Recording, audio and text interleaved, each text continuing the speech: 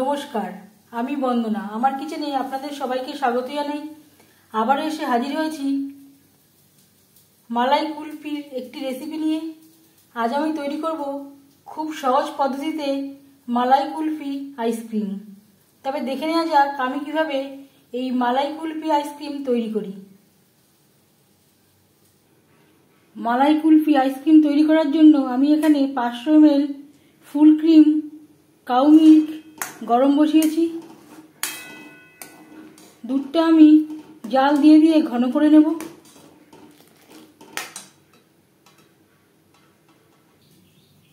মালাই কুলফি তৈরি করতে আর লাগছে কাজু আর কিশমিশ, যেটা আমি টুকরো করে নিয়েছি।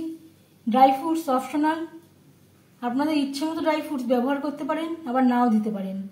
আর লাগছে স্বাদ মতো চিনি।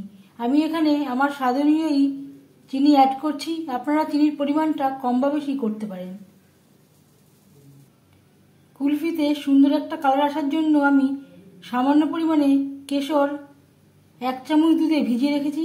এতে কুলফিতে খুব সুন্দর একটা কালার আসবে। এটা পুরোপুরি অপশনাল, হাতের কাছে থাকলে দেবেন, না হলে দেবেন না। দুধ অল্প ঘন হয়ে এসছে, এবার দিয়ে দেবো চিনি। এই চিনি দেওয়ার জন্য দুধ এখন একটু পাতলা হয়ে যাবে।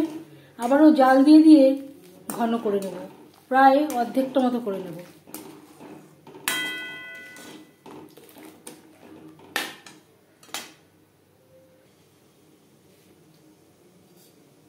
এবার দিয়ে দেব কেশর।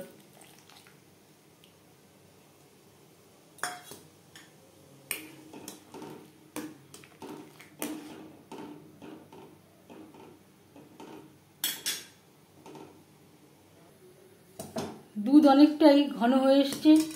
এবার দিয়ে দেব খুবই সামান্য পরিমাণে কার্ডমম পাউডার বা এলাচের গুঁড়ো। এতে কুলফিতে সুন্দর একটা ফ্লেভার আসবে।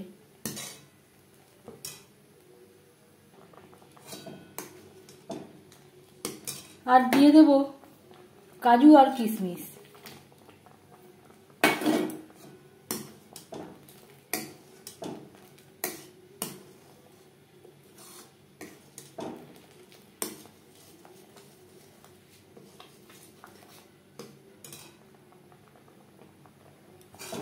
কুলফির জন্য মালাই তৈরি হয়ে এসছে। দুধটা প্রায় অর্ধেক হয়ে এসছে।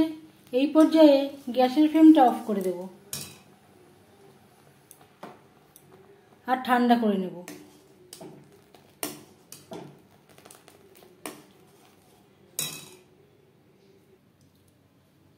কুলফির জন্য মালাই আমি ঠান্ডা করে নিয়েছি আর একটা বাটিতে ট্রান্সফার করে নিয়েছি। আইসক্রিম জমানোর জন্য আমি এখানে 4টা চায়ের কাপ নিয়েছি।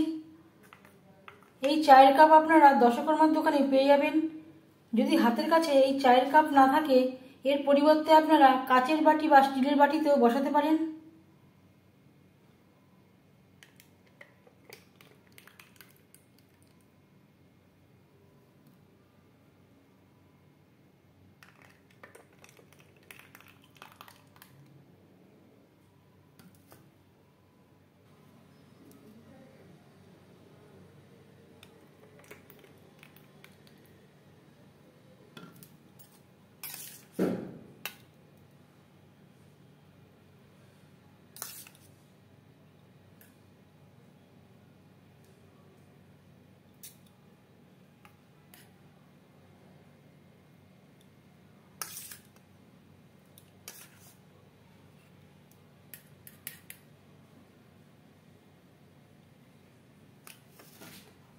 এবার আমি 10 থেকে 12 ঘন্টার জন্য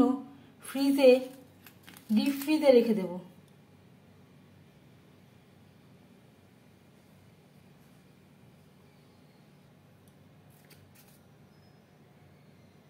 সেন্টারে আমি আইসক্রিমের স্টিক দিয়ে দিচ্ছি। এটা অপশনাল, যদি হাতের কাছে না থাকে বাদ দিতে পারেন।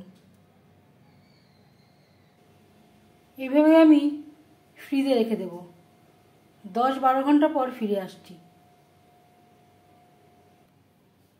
প্রায় 13 ঘন্টা পর ফিরে আসলাম। আইসক্রিম বেশ ভালো করে জমে গেছে।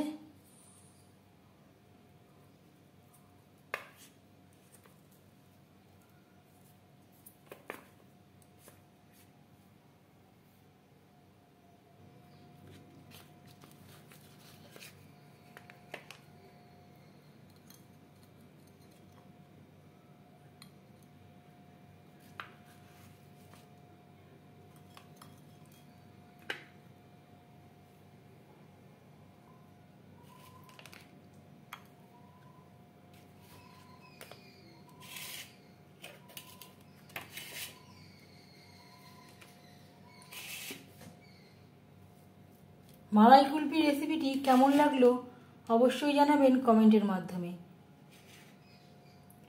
ভিডিওটি দেখে বুঝতে পারছেন মালাই কুলফি তৈরি করা খুবই সোজা।